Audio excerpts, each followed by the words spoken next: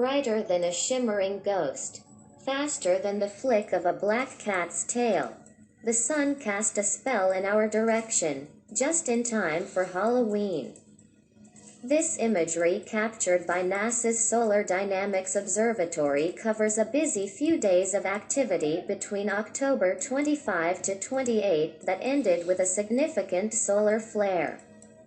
From late afternoon October 25 through mid-morning October 26, an active region on the left limb of the Sun flickered with a series of small flares and petal-like eruptions of solar material. Meanwhile, the Sun was sporting more active regions at its lower center, directly facing Earth. On October 28, the biggest of these released a significant flare, which peaked at 11:35 a.m. Eastern Daylight Saving Time. Solar flares are powerful bursts of radiation. Harmful radiation from a flare cannot pass through Earth's atmosphere to physically affect humans on the ground. However, when intense enough, they can disturb the atmosphere in the layer where GPS and communication signals travel.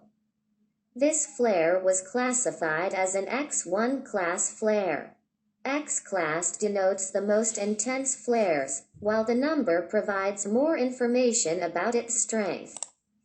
An X2 is twice as intense as an X1, an X3 is 3 times as intense, and so on. Flares that are classified X10 or stronger are considered unusually intense. This was the second X-class flare of solar cycle 25, which began in December 2019.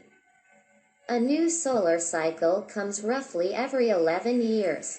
Over the course of each cycle, the Sun transitions from relatively calm to active and stormy, and then quiet again, at its peak, known as solar maximum.